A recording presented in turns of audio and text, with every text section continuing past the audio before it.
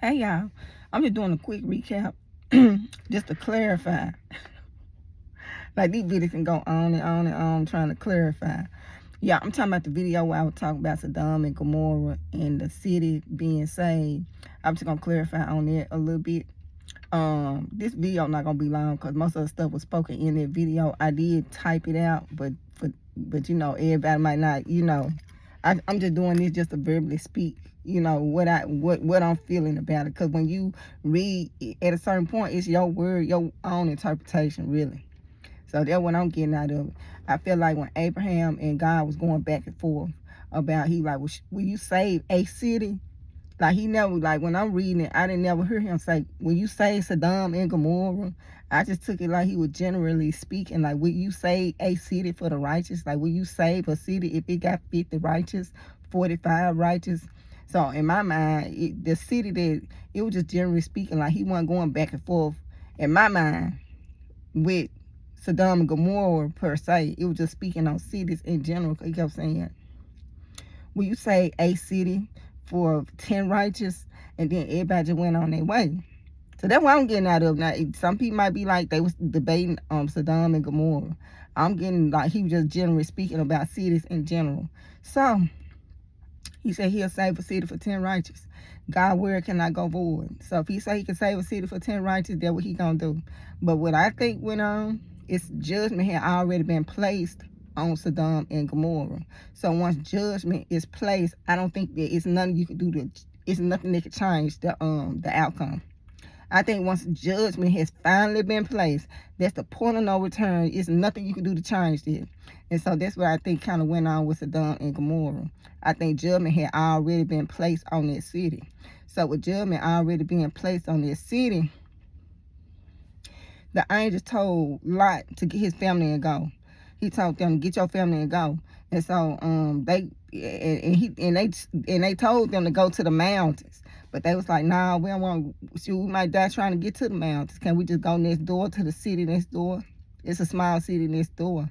And so I think Lot, who I think represent the righteous because he was covered under Abraham, who was like a father figure to him, who was really his nephew/son, when he decided to go to that city, that small city, God spared and saved that city. So God did save the city for the 10 righteous. But he didn't save Sodom and Gomorrah. He saved the city beside it because I feel like judgment was not placed on the city beside it. So that means that it's a variable. That means you can pray and you can kind of have a change of heart about the situation. And that's what ended up happening. But I feel like for Sodom and Gomorrah, the decision was locked. But I feel like the city that was beside it that they call Zoar, I don't think it was judgment placed on that city. So I think that city was just beside it and they were just going to destroy everything. And I think when he suggested, let us just go to this small city, he saved that city by deciding to go to this small city, the righteous. But he had to flee outside Sodom and Gomorrah. He had to go. He had to get his whole family to go.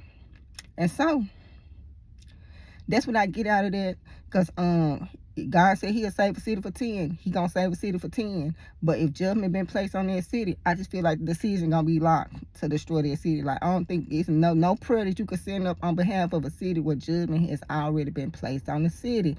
You gotta get it before the judgment. You gotta get it before his wrath. So if something happening before, like once it gets to the point of his wrath, I don't think that nothing like.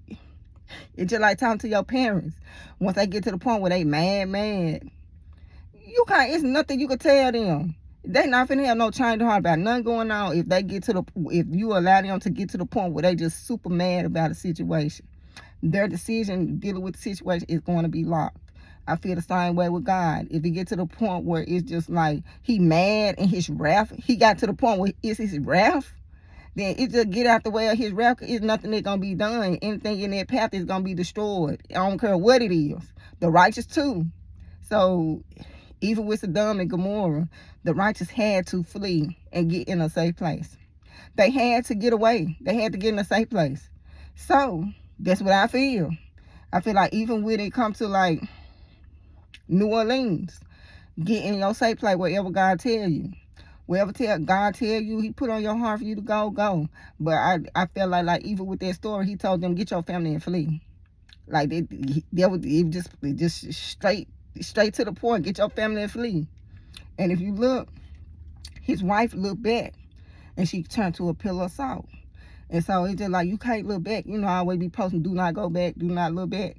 Okay. You gonna turn to a pillar of salt. So if you didn't escape from New Orleans, do not be looking back, trying to see what's going on down there. Just know you in a better place. That's what the symbolism is. That's what I'm getting the symbolism here. When Lot looked back, when Lot's wife looked back, she turned to a pillar of salt. So he's like, do not look back. So, and some people might be trying to look back. Do not look back.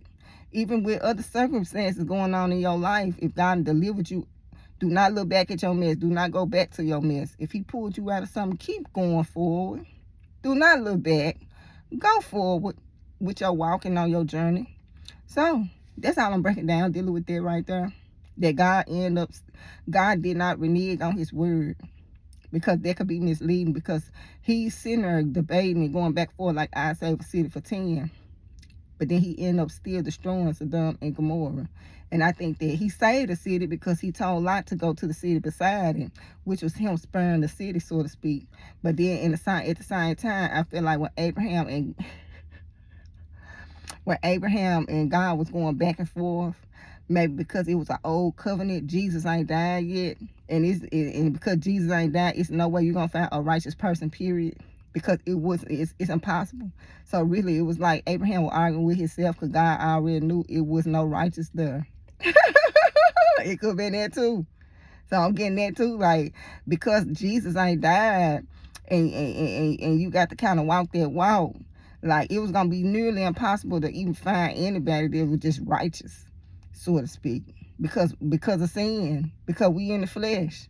So it was literally impossible. So even if he said, got the number down to 5 and said, okay, even if he went from 50 and got the number down to 10, God going back for like, yeah, I say the righteous for 10, but what's he saying that to say it ain't no righteous? Like, you not gonna find it? Was it rhetoric? Because Jesus ain't died.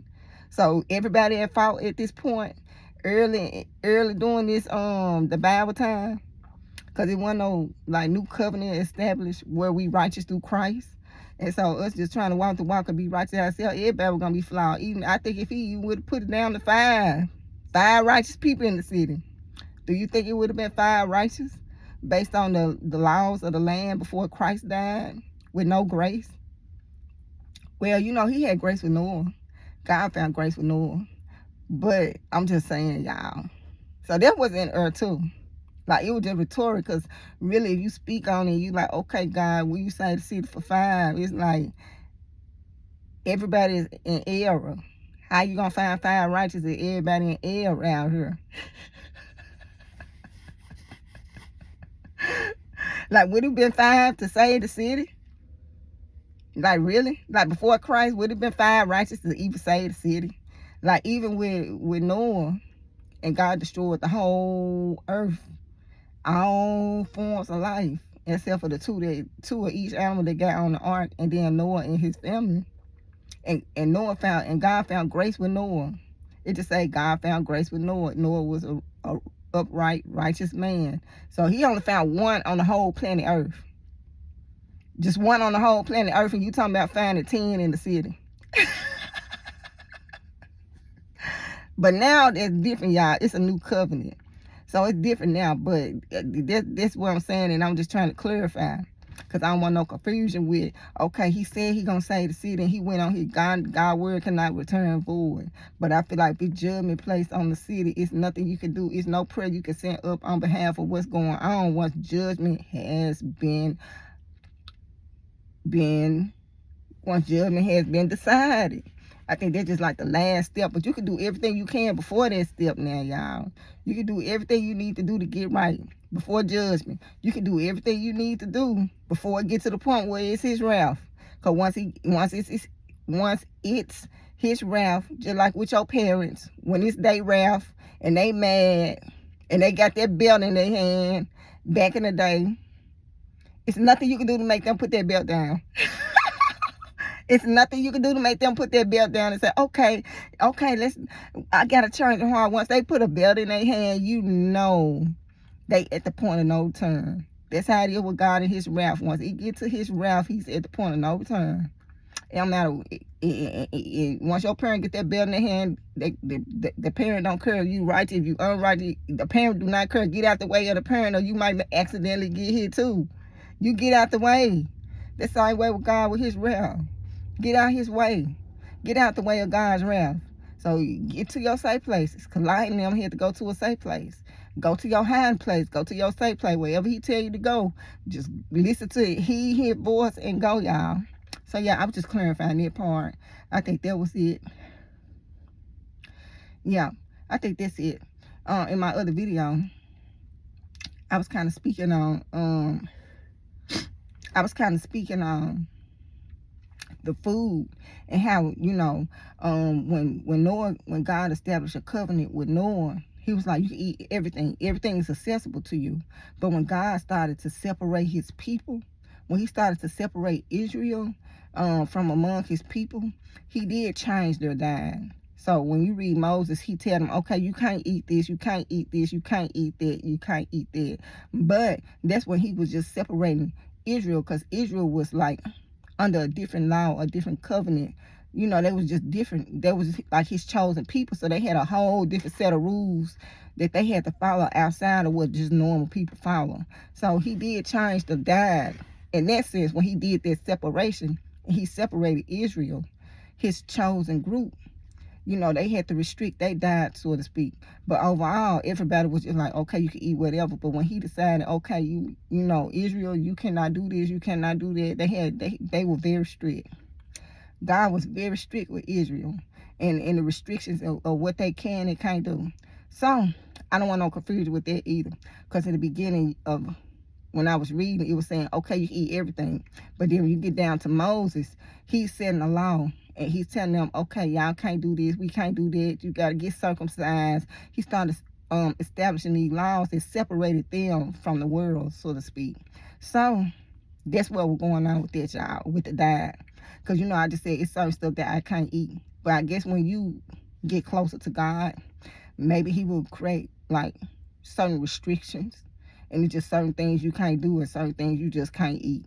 So when he set apart Israel, and he started, you know, creating the laws for them, which was separate from everybody around them, so to speak. You know, it was just certain stuff they just could not do. So I'm getting it out of it too. You know, maybe God might be like, it's cool for you to eat whatever. But then at a certain point, you know, God might want, you know, he might restrict you, and it's just certain stuff you just can't eat and certain stuff you just can't do. Like me. It's just certain stuff I just can't eat. Yeah. So I think that's it, y'all. I'm just clarifying it right there. Like I said, everything can be backed up with what I'm talking about, because it's coming from God. So if the word is God, then everything gonna be backed up with the word, which is God, because he the one come to me. Yeah. So I'm gonna let y'all go. I'm gonna keep New Orleans in my prayers. I don't know what's gonna go on, what's catastrophic gonna happen. Like, he's not telling me that. All I think was what I said, and I'm standing 10 toes down on what I said. Like, it's nothing that's gonna make me to even doubt what I think I said. Now I'm going him behind the scenes, like, okay, God, clarify. But I think God getting tired of me at this point. You know how, like, sometimes it's just like in your face, and sometimes you just be like, come on now. Like, how simple can it be? I'm like, God, why everything gotta be coded? Like, why it got to be like translate? Like, just tell me what it is. Like, let me see. Like, but everything with me, I guess he want me to dig for the truth, y'all. So with me, it's gonna be some of the stuff is what I see is what I see. But some of the stuff is gonna be, I'm gonna have to translate and dig and just get deep in thought with a lot of stuff. So yeah, y'all, I'm gonna let y'all go. Y'all enjoy y'all day. And I'm trying to see if there's anything else before I let this go.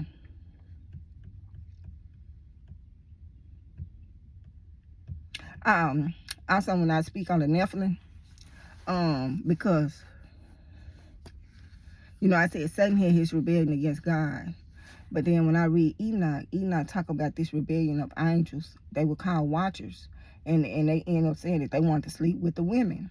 I don't include Satan in that group because Enoch never mentioned Satan or Lucifer when he named all the angels. Like, he never specifically said Lucifer or Satan. Satan might be in the group, I don't know. Like, I really do not know. But his name is not mentioned as those angels. And even though Satan get to roam in and out the earth seeking who he can devour, even though he do have that ability, he do have that like he's able to go in and to and from the earth seeking who he can devour. These angels that went against God and decided that they was going to have their own families, God got them chained in hell. They are chained in hell. So unlike Satan, these particular angels are chained in hell. It's in the Bible. I guess if I'm speaking of the Bible, I'm gonna have to bring the Bible with it next time. But these particular angels, they can't do all that. So you see Satan roaming around, and then you see something that's like chained. Like, woo, it gotta be something serious to be chained down. It can't. But God said he gonna cut these angels loose at a certain point. That's in Revelation. But when they talk about these angels and them sowing their seed, them planting their seed, I'm looking at my eyes like, dang. My eyes look kind of, I guess the lighting is making my eyes look some kind of way. But when they speak about these particular watchers, Enoch never mentioned Satan's name in this group right here. They rebelled and decided they wanted families. Like, he never mentioned Satan's name. So that's why I don't mention it. But some people might say they was the fallen angels from Satan. But then when you look, they was watchers, and they was appointed by God to watch over the people. And it don't really specify and say that these were fallen angels that were sleeping with the women. It said these angels was assigned by God to watch over the women, and they took it upon themselves to have to come into agreement with each other that they want to establish their seed in the earth. And that's what I'm getting out of it. So y'all, I have to break that down and stuff like that. Like I said, it's a lot of stuff going on. But hopefully I can get everything together where I can just kind of set everything up where I don't just be rushing with this. But yeah, so y'all enjoy y'all day. But that's the only thing I'm breaking down. Like, the 200 angels that packed up and said, we gonna have these families, we gonna crossbreed, we want our own seed. Even in Enoch, Lucifer is not mentioned as one of those angels that was part of that group. So I don't mention Satan in that group of angels. But Satan did rebel against God. And why I say it's 2 rebellions. And this just me speculating, y'all. Like I said, at a certain point, it's my own interpretation. The Holy Spirit, it'll start telling me what's right, what's wrong. It'll start telling me what's going on with it. But it's okay for me to say, ooh, I think this happened. I think that happened. Because God is going to come tell me what really happened. And then I'll do a recap, and then I'll let y'all know what really happened. But right now, I'm just speculating. And then also, when I was talking about all the animals around the boat that could not get on the boat, I was just speculating. Now, it was animals that could not get on their boat. And you read the law books of the Bible, they do say that these particular animals did attack everybody that tried to get on the boat with Noah and them. It did attack them. Now, if these animals were crossbreed, mixed breed, I do not know. But they do say all the animals that was around end up eventually attacking all the people, because all the people end up at a certain point with trying to get on this boat. And it was just going down at that point. So I'm gonna let y'all go. Y'all enjoy y'all day.